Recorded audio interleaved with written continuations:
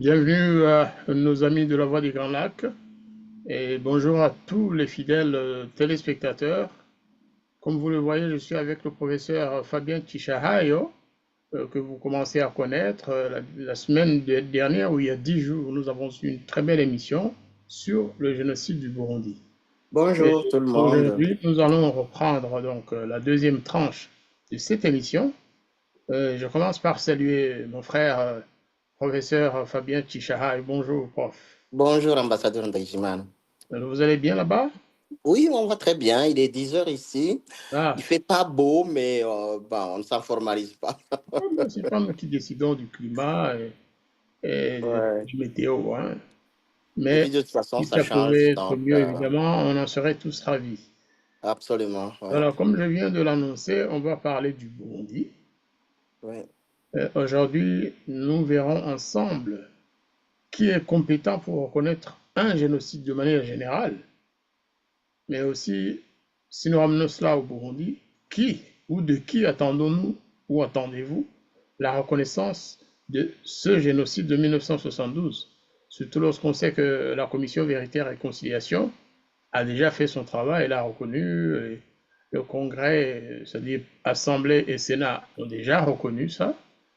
De qui attendez-vous la reconnaissance de ce génocide de 1972? Ça fait quand même longtemps que les faits ont eu lieu Ouais. et tout le monde attend cela. Avant de commencer l'émission, proprement dite, si vous pouvez dire un mot à nos auditeurs.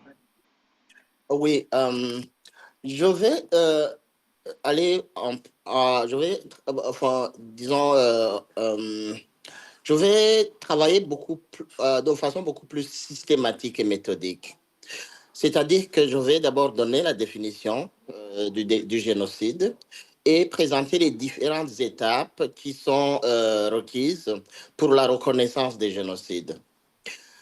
Tout d'abord, rappelez-vous la Convention sur la prévention du génocide de 1948 définit ce crime des crimes comme tout acte commis dans l'intention de détruire en tout ou en partie un groupe national, ethnique, racial ou religieux comme tel.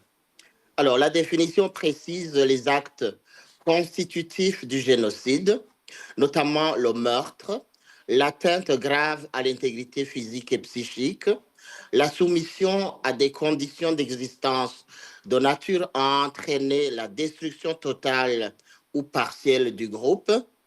Et enfin, il parle des mesures visant à entraver les naissances et le transfert forcé d'enfants. Alors, la première étape, c'est donc la définition. La deuxième étape, c'est l'identification des faits. C'est-à-dire, cette étape implique l'identification des groupes ciblés, la collecte d'informations sur les événements, la détection des motifs de destruction et la détermination de l'intention des auteurs. La troisième étape consiste à collecter les preuves. On rassemble les preuves matérielles, les témoignages, des documents, des rapports, des enquêtes, etc., pour établir la réalité des faits et démontrer l'intention de destruction. La quatrième étape, c'est la reconnaissance officielle, c'est ça qui nous intéresse aujourd'hui. Elle peut être faite par des institutions juridiques, par des gouvernements, par des organisations internationales ou par des organisations de la société civile. Cette reconnaissance peut se traduire par des déclarations publiques, des lois, des condamnations pénales et des commémorations. Et enfin, la cinquième étape, c'est la lutte contre le négationnisme, c'est-à-dire cette pratique qui consiste à nier ou à minimiser l'existence des génocides, parce que c'est un obstacle majeur à la reconnaissance et à la justice. Il est donc crucial de lutter contre le négationnisme en informant le public, en soutenant des recherches historiques, en promouvant l'éducation à la mémoire et en condamnant les discours de haine. Alors, pour ce qui nous concerne au Burundi, cette reconnaissance a déjà été faite en 1985.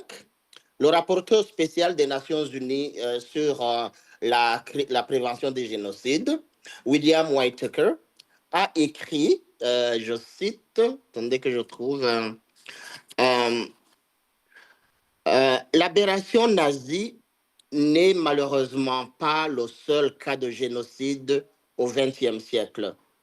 On peut aussi rappeler le massacre des Herero en 1904 par les Allemands, le massacre des Arméniens par les Ottomans en 1915-1916, le pogrom ukrainien de 1919 contre les Juifs, le massacre des Hutus par les Tutsis au Burundi en 1965 et 1972, et il continue par une série d'autres génocides. Euh, donc, il y a déjà eu une reconnaissance internationale par les Nations Unies. Et pour ce qui est de la reconnaissance au Burundi, je vous ai dit la dernière fois que la Commission Vérité et Réconciliation a établi les faits. Et il y a un faisceau de preuves qui prouvent l'intention de détruire ce peuple. Et il y a des faits, il y a des témoignages, il y a des preuves matérielles, il y a des rapports qui attestent la réalité de ce génocide. Donc, ces preuves ont été rassemblées. Un rapport préliminaire de la Commission Vérité et Réconciliation a été déposé auprès du Congrès, c'est-à-dire les deux chambres du Parlement réunies, la Chambre basse, l'Assemblée nationale, et la Chambre haute, le Sénat. Et donc, cette institution a pris acte de ce génocide. Et dans le cas du Burundi, il y a, d'après ce qu'a dit le professeur Manirakiza Pacifique, à l'Université d'Ottawa, la reconnaissance de ce génocide peut être faite concurremment par le Congrès et par l'exécutif, c'est-à-dire la présidence de la République et le gouvernement. Donc, je ne sais pas exactement à quel niveau cette reconnaissance a été faite au Parlement, et au Sénat. Je sais que il y a eu présentation officielle du rapport d'étape de la Commission Vérité et Réconciliation, mais je ne sais pas si prendre acte de ce rapport suffit à dire qu'il y a reconnaissance officielle du génocide. Alors, c'est peut-être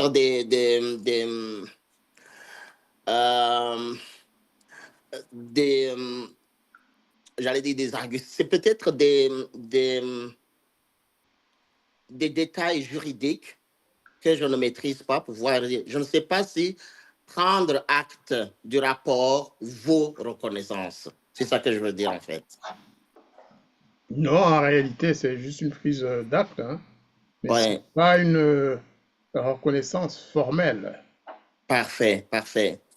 Donc, cette reconnaissance peut être faite concurremment par les deux chambres du Parlement et par l'exécutif. D'accord, d'accord. Alors, les éléments sur la reconnaissance, vous lisiez, j'ai vu que vous lisiez un document. Oui, Lorsqu'il s'agissait de la Convention, je sais que c'est l'article 2 de la Convention que vous avez lu. Mais oui. en ce qui concerne la reconnaissance, c'est des éléments que vous tirez d'où, en fait? C'est ce que je veux savoir exactement. C'est pas dans la Convention, de toute façon.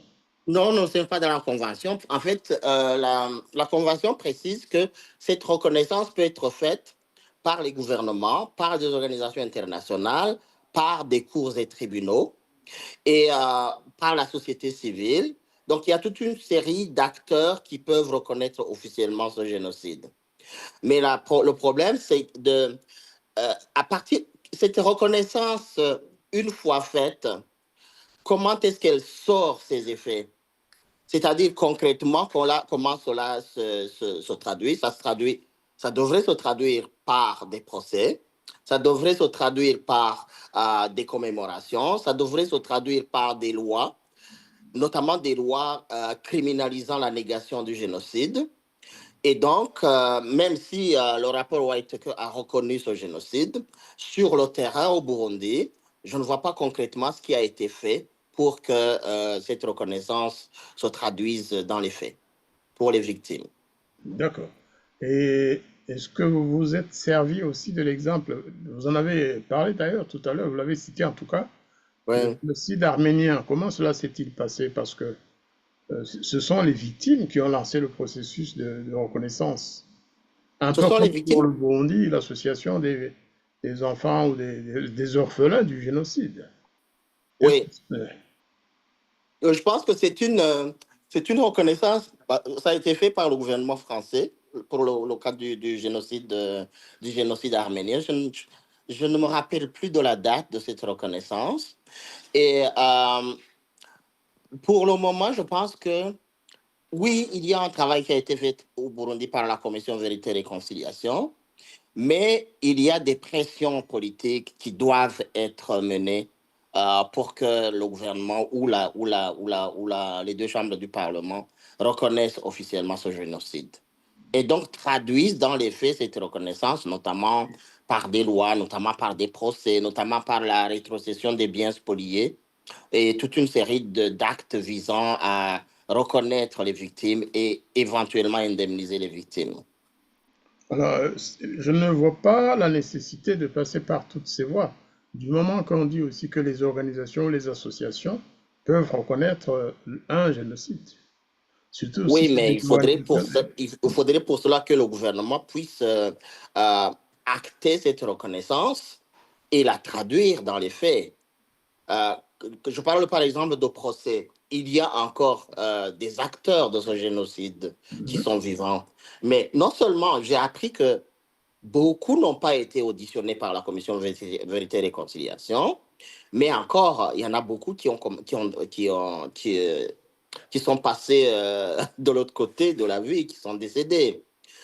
Et donc, je pense qu'il est urgent que ce travail soit fait pour que les témoins ou les acteurs et les témoins clés ne disparaissent pas sans avoir témoigné de ce qui s'est passé en 1972. Alors, pourquoi l'association des orphelins ne porte pas plainte contre ces personnes? Est-ce que le gouvernement a le droit de refuser telle plainte? Parce que chaque fois se rabattre sur ou contre le gouvernement, alors que les orphelins eux-mêmes, les victimes, ne font rien dans ce sens-là. Ouais, je Pourquoi c'est pense pas que l'association qui le fait? je pense qu'il devrait y avoir, à la limite, il devrait y avoir un procès contre le gouvernement. C'est-à-dire que les victimes, c'est non seulement les orphelins de 1972, mais il y a encore des veuves qui sont vivantes. Il y a beaucoup de personnes qui sont encore vivantes et qui portent dans leur chair le crime qui a été commis en 1972. Tout à fait. Euh, donc, Pourquoi justement, il pourquoi pourrait, par cela, exemple, il pourrait, les par orphelins exemple, et y les avoir, veuves devraient pouvoir porter plainte? Pas contre le il devrait, gouvernement, par mais exemple, si vous dites qu'il y a encore des bourreaux ou des acteurs de ce génocide qui sont là et d'autres qui sont morts, ceux qui sont vivants, s'ils sont connus, pourquoi les victimes ne pourraient pas porter plainte?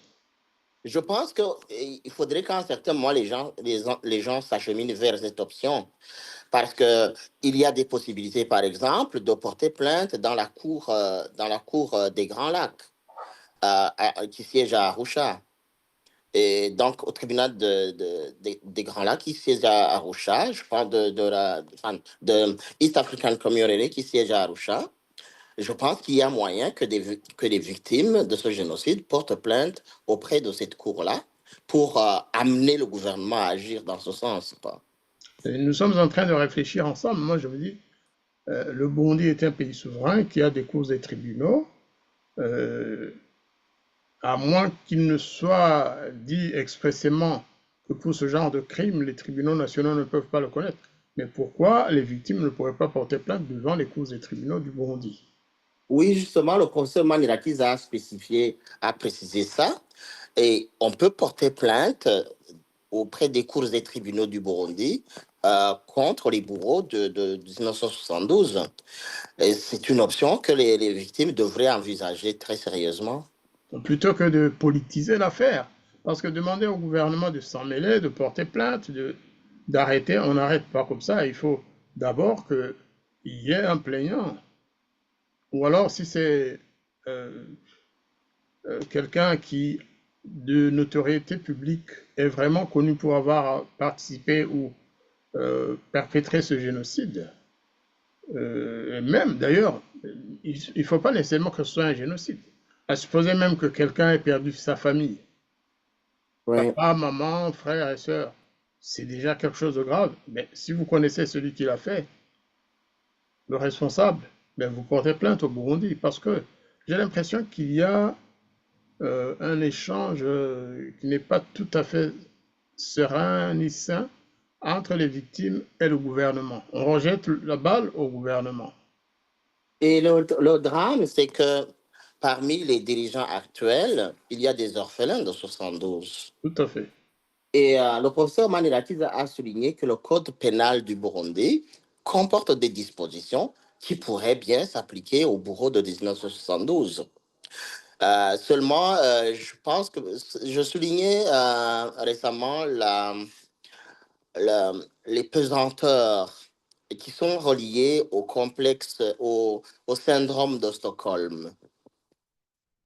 C'est-à-dire que les gens continuent à avoir peur et ils se mettent à défendre. Moi, je me rappelle, par exemple, d'une photo de l'ancien président de la République, Monsieur Pierre Nkurunziza, en train de prier avec celui qui est considéré comme le cœur de l'équipe qui a perpétré le génocide, c'est-à-dire Simbanani Artemon. Donc, c'est comme si, en fait, ces gens-là étaient tellement puissants, même après avoir perdu le pouvoir formel, qu'ils continuent à terroriser les victimes. Donc, il y a quelque chose mais il faut qu'à un certain moment, quelqu'un ose. Il y a des gens qui ont des documents, par exemple, concernant les propriétés qui ont été volées. Les bénéficiaires de ces propriétés sont toujours là. Ces propriétés n'ont jamais été rétrocédées. Et donc, ces gens-là, par exemple, pourraient porter plainte auprès des tribunaux du Burundi pour que leurs biens soient rétrocédés. Mais jusqu'ici, ça reste encore assez timide. Disons, ces interventions restent encore assez timides. Il y en a qui ont fait ça, qui ont notamment eu recours à la Commission nationale terre et autres biens et qui ont pu récupérer leurs propriétés.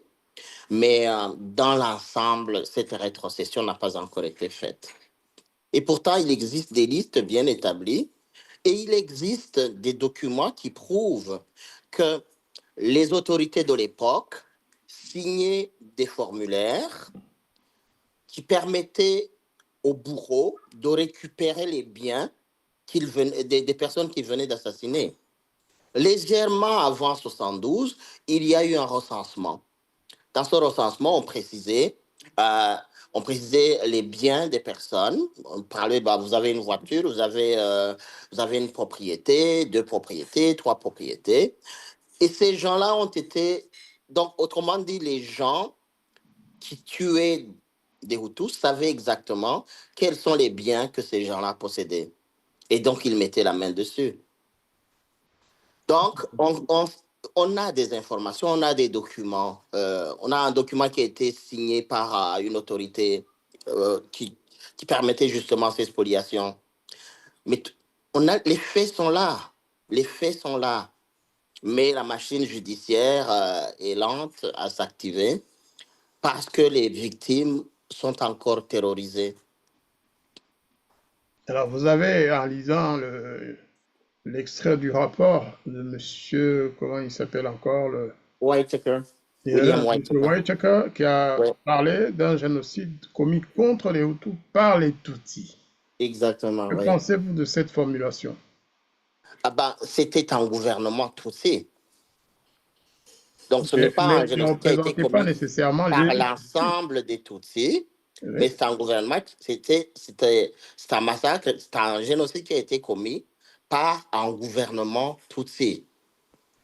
Oui, s'il l'avait dit Donc, comme ça, je comprendrais plus facilement.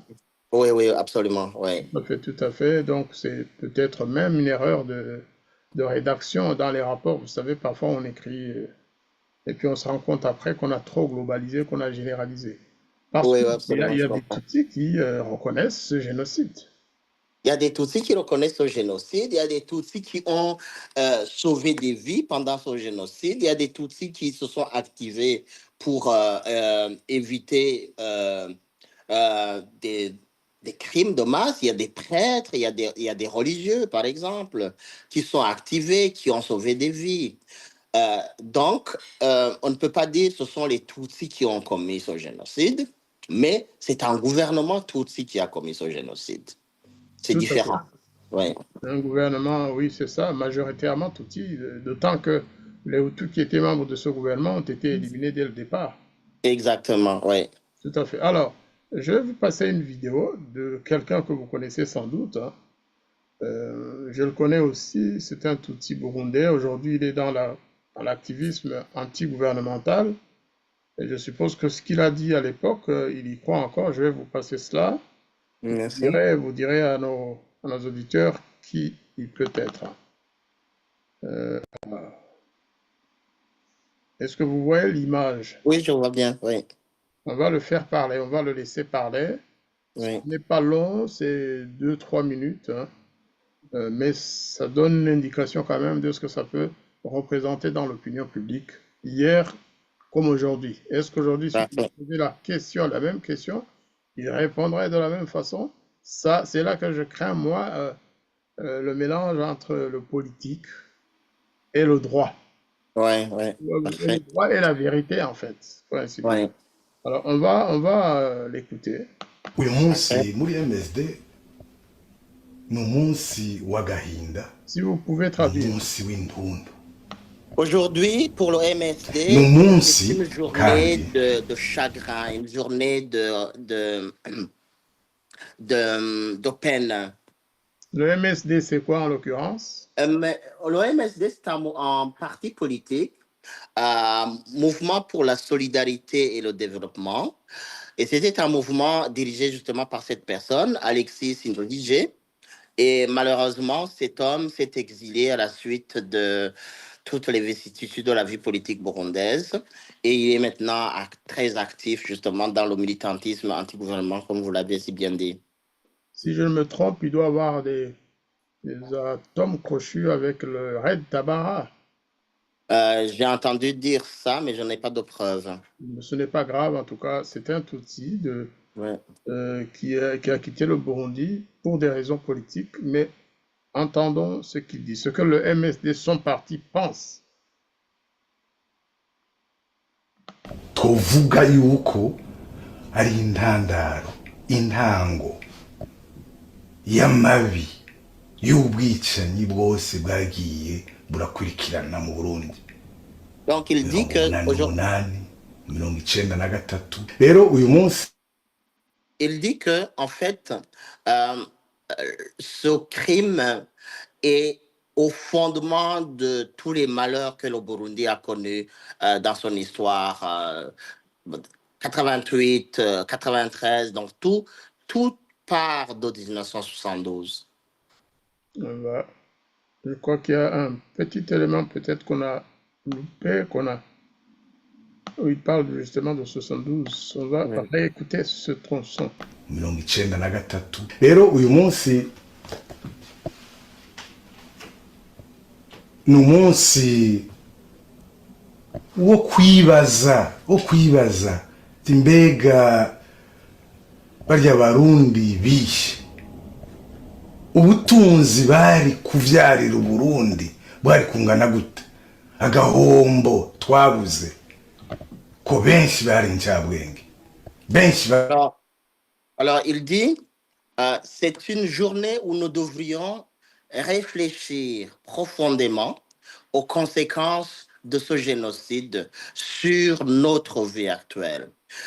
C'est une journée où on devrait se demander quelle richesse aurait généré toutes ces personnes qui ont été fauchées. Aujourd'hui, nous vivons dans une situation, des situations difficiles, mais imaginez, parce que tous ces gens-là, c'était essentiellement des intellectuels. Imaginez donc toute la richesse que ces gens-là auraient pu générer dans leur pays, dans notre pays, s'ils avaient survécu, si on ne les avait pas massacrés. Abantu bifise benshi bari abantu b'abakozi C'était des gens travailleurs, c'était des gens riches, c'était des gens bien nantis. ubukene dufise uno munsi bwoba bufitiye n'intango hariya. La misère qui nous accable maintenant, serait-elle liée, aurait-elle son origine dans ce génocide? Ces gens étaient bien nantis, ces gens étaient travailleurs, ces gens étaient des intellectuels. Est-ce que la misère que nous vivons actuellement ne serait pas liée à la disparition soudaine de toutes ces personnes?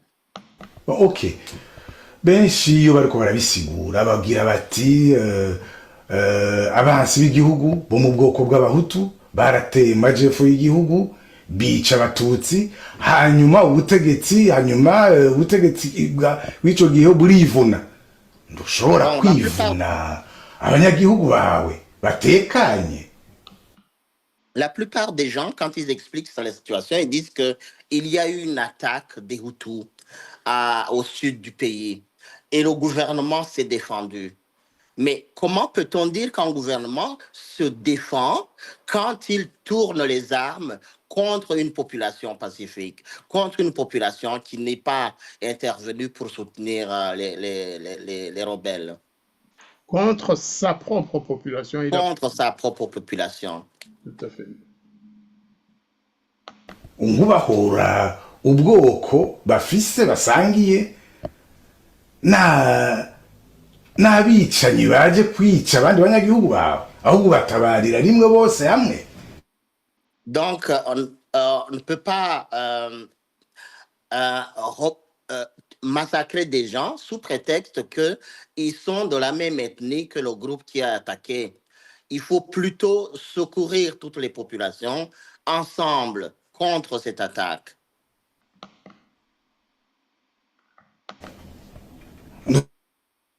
Ushobora kuca uja kwica ibibondo biri kw'ishuri bikagenda amazina yongo. Alors, tu ne peux pas, en réaction à cette attaque, aller massacrer les élèves des écoles, que ces élèves disparaissent sans laisser de traces. Urumva rero nta mpari zikwiye.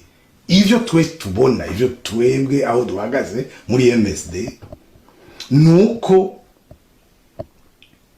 ubutegetsi bwari buriho mu 72 bwishe abantu bo mu bwoko bw'abahutu baciye ubwenge, bari bize amashuri, n'abandi bari bifise, kandi bikaboneka ko vyari mu nteguro kuko.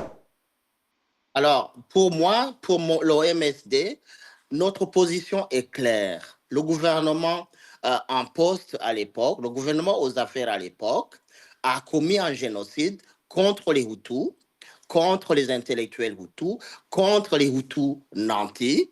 Et ce génocide était bien planifié. Il n'y a pas de doute. Pour nous, il n'y a aucun doute. Ce génocide était planifié.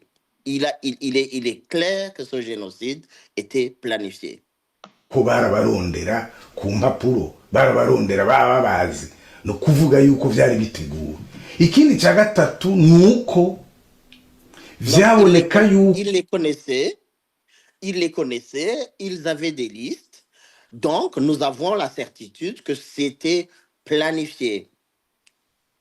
Ko bashaka bose kubamara.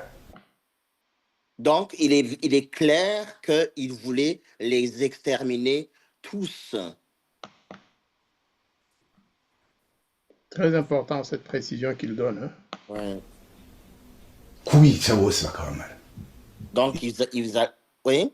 Ils voulaient les tuer tous. Ils voulaient les tuer tous. Les exterminer tous. De la part d'un homme politique, en espérant qu'il n'a pas varié, c'est vraiment une affirmation très courageuse, surtout, effectivement, puisqu'on dit souvent que c'est le gouvernement majoritairement Tutsi qui a commis ce génocide.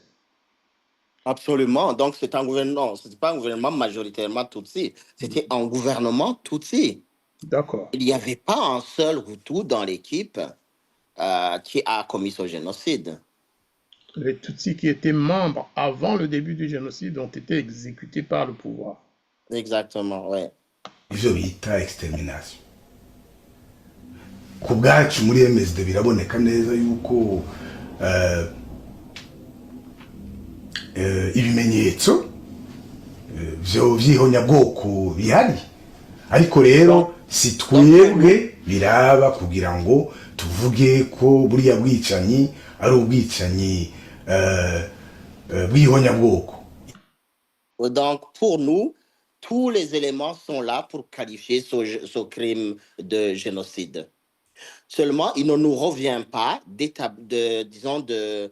statuer sur ça, de déclarer que cela a été un génocide. Ce n'est pas de notre ressort. Il parle toujours au nom de son parti, le MSD, bien sûr. Oui, absolument. Il l'a précisé.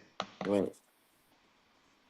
Ivyo hari izindi nzego zibiraba zijeje kubitunganya, zijeje kubivuga n'inzego mpuzamakungu ONU.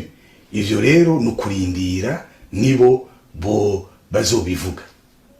Donc il y a d'autres instances qui sont qui ont autorité à statuer sur le dossier, notamment des instances internationales. Nous allons donc attendre que ces instances se prononcent sur le dossier.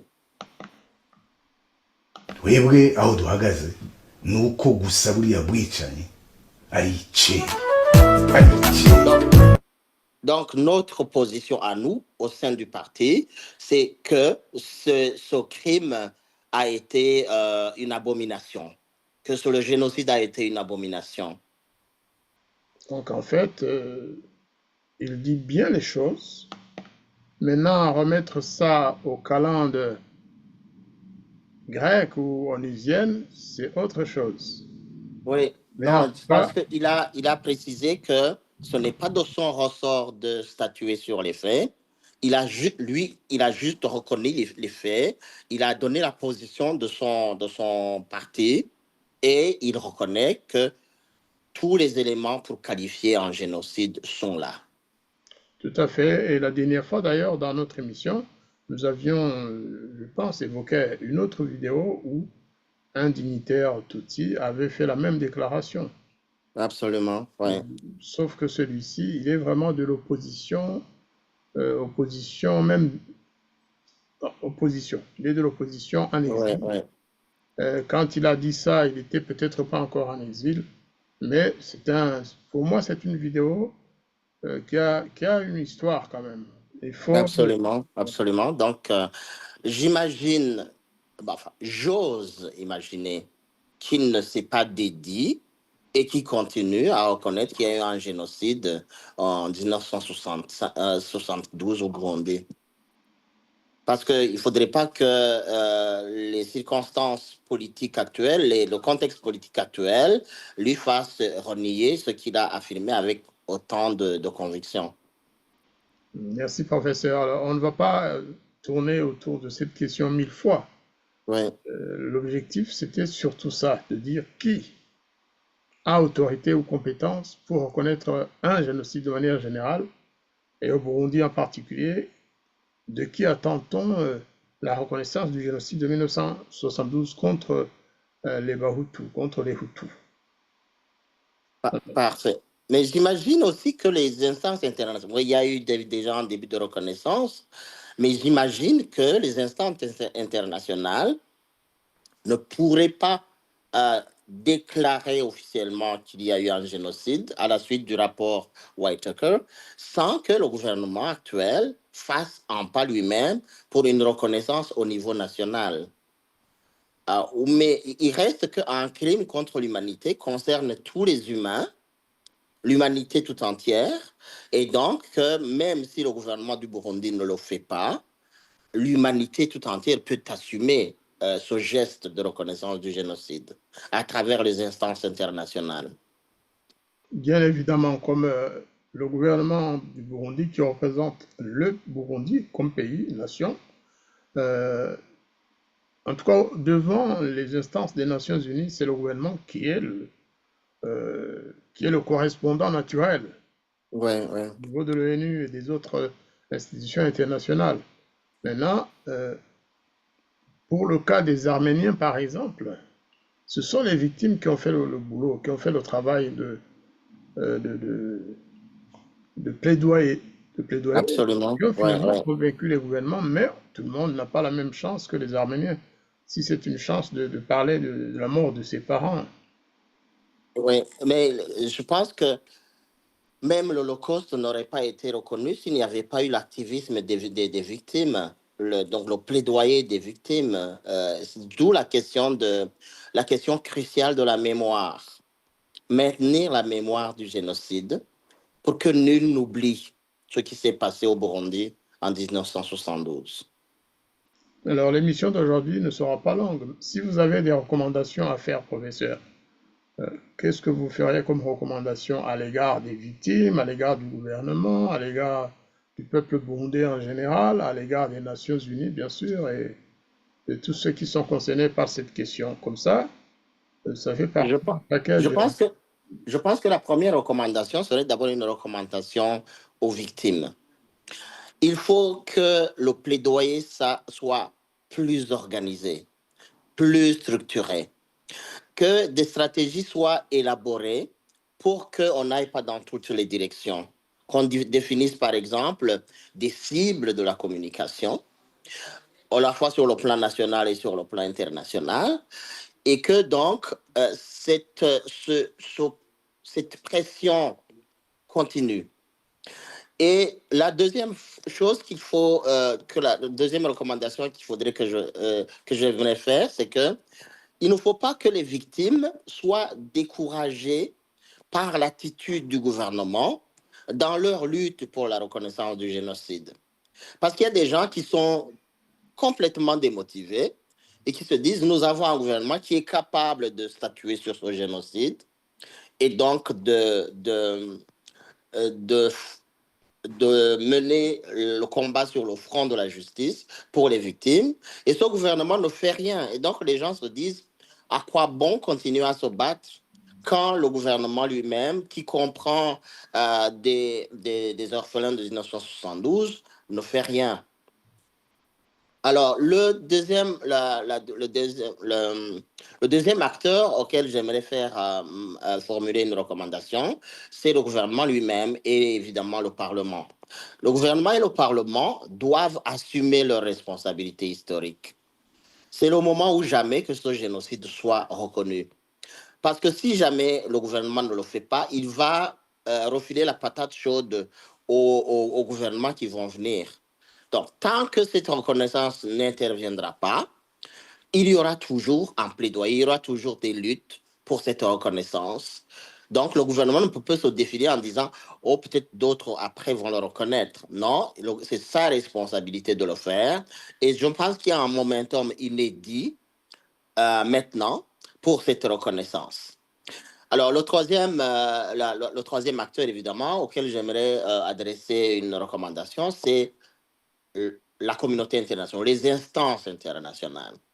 Les instances internationales ont déjà reconnu, à travers le rapport de William Walker en 1985, ils ont déjà reconnu ce génocide.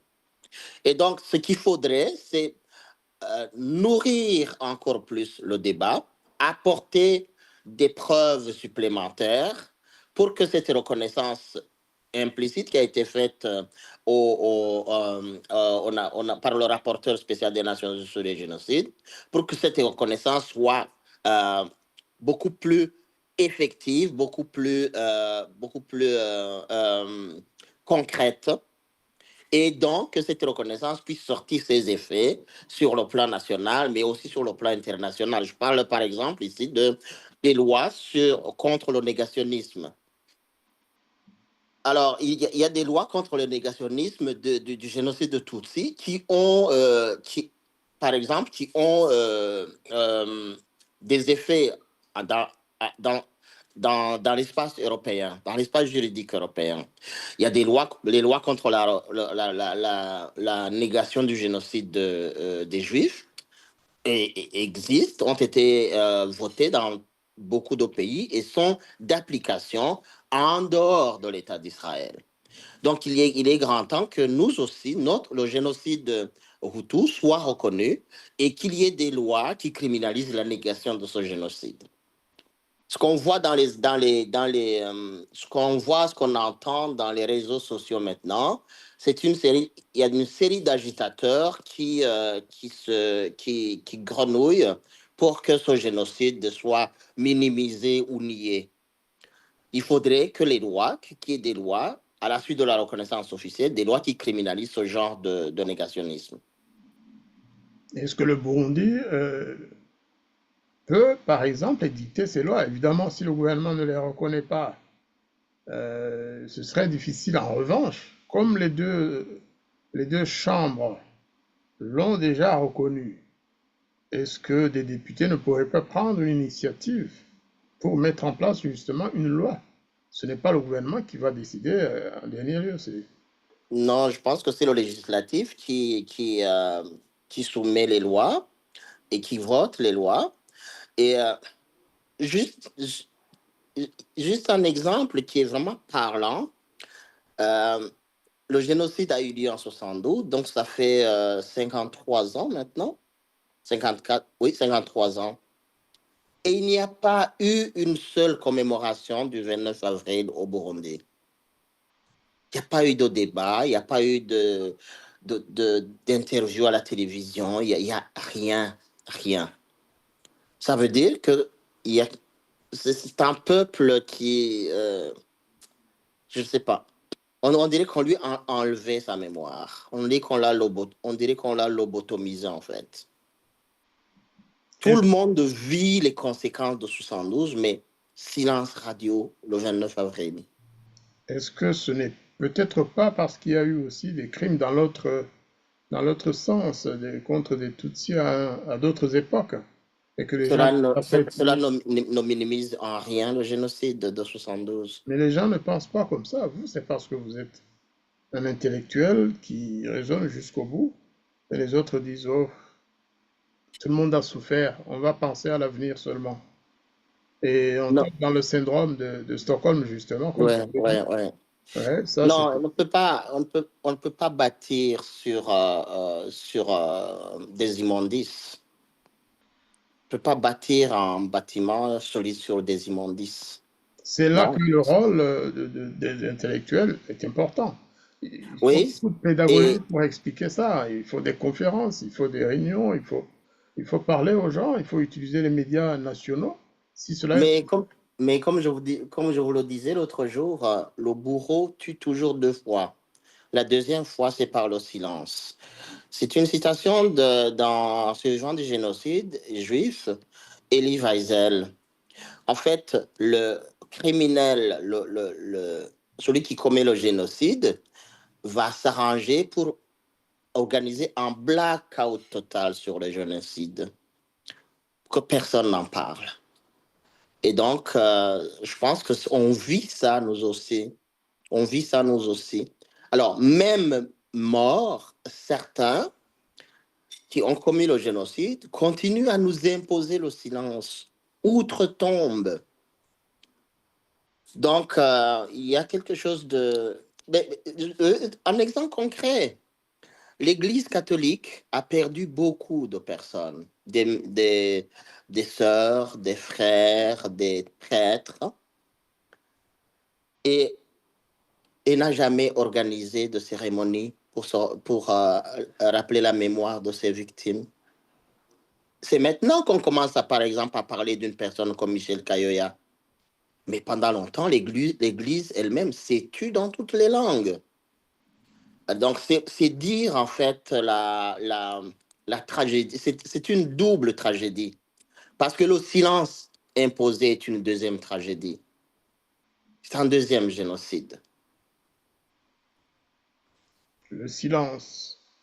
Je crois que si on n'a pas compris que Michel Kayoya représentait une valeur au-delà de ce que peut représenter le Burundi, si on ne commémore pas son assassinat et celui de ses collègues, les valeurs qu'il représentait, parce qu'il aurait pu aussi se taire, ne pas écrire, ne pas parler, eh ben, peut-être qu'il se... Ou alors fuir comme tout le monde. Mais Ouais, il a été tué parce que il était tel... c'est un personnage que les Burundais d'ailleurs devraient, même si c'est pas dans le cadre du génocide, mais mettre sur la grande tribune ouais, ouais. pour ses valeurs intellectuelles et culturelles. Et un autre exemple, Monseigneur Guihimbare Gabriel est mort en 1963. Cette personne était pressentie pour remplacer Monseigneur Groves, qui à l'époque était le prélat qui était à la tête de l'Église catholique. Mais ce n'est que maintenant qu'on commence à parler de la mort de Monseigneur Guihimbare. On a dit que cette personne-là avait été tuée lors d'une expédition de chasse, mais ce sont des militaires qui l'ont tué parce qu'il était en même temps aumônier dans les forces armées burundaises. Donc, cette personne a été tuée par des militaires en 1963. C'est maintenant que la commission Vérité et Réconciliation commence à rappeler la mémoire de cette personne et commence à dire, ben, on pourrait peut-être enseigner son histoire à l'école, on pourrait peut-être ériger des monuments à la mémoire d'une personne comme celle-là, mais ça veut dire que ça a pris de 1963 à 2025, ça a pris 62 ans 62 ans pour qu'on parle de cette personne. Et 1963, Monseigneur Guihimbare disparaît. Et 65, c'est le premier ministre Ngendadoumwe qui est assassiné 2 ans après. Donc le génocide de 72 n'a pas commencé en 72. Il a commencé à une petite échelle à partir juste après les indépendances. Et ce n'est pas pour rien que, par exemple, dans le rapport Whitaker, William Whitaker dit le génocide de Hutu commis par les Tutsis en 1965 et 1972. Donc, les observateurs étrangers voyaient bien ce qui se passait au Burundi. Il n'y a pas de doute là-dessus. Est-ce que vous aurez des éléments qui expliquent pourquoi ce rapport général n'a pas été examiné par les instances des Nations Unies comme le Conseil de sécurité? Je n'ai aucune idée là-dessus. Je n'ai pas de raison. Mais je pense que rien ne se fait sans pression. Rien ne se fait sans pression. Ce Naturellement, sont à les l'époque, Juifs, c'était d'abord ce ce sont les gouvernement. Juifs qui, oui, ce sont les Juifs qui ont fait avancer les dossiers de l'Holocauste dans les Parce qu'ils instances avaient, parce que, internationales. moi je l'explique ainsi, parce que les Juifs victimes avaient finalement un gouvernement qui les Ouais, représentait. exactement. Ouais, ouais. Israël, alors qu'au Burundi, ben, le rapport Whitaker 1985, à l'époque, c'était un gouvernement qui comprenait surtout ceux qui avaient commis ce génocide. Exactement, Donc, exactement. ce n'est pas leur priorité d'aller défendre ce dossier. Au contraire, c'est Et ce d'aller qui est, dire ne l'examinez pas parce que ça va créer la désunion entre les Burundais, etc. et ce qui démotive les gens, par exemple dans les diasporas, c'est que le gouvernement comprend, par exemple, des orphelins de 72, mais il ne bouge pas plus que les gouvernements qui l'ont précédé. Donc, c'est quand même assez mais, étonnant. Euh, je pense que c'est le philosophe danois Kierkegaard qui disait un homme qui rampe comme un ver ne doit pas s'étonner qu'on lui marche dessus. Donc, si les gens ne veulent pas se tenir debout, s'ils veulent rester à genoux, s'ils veulent rester à plat ventre, il ne faut pas qu'ils s'étonnent qu'on leur marche dessus.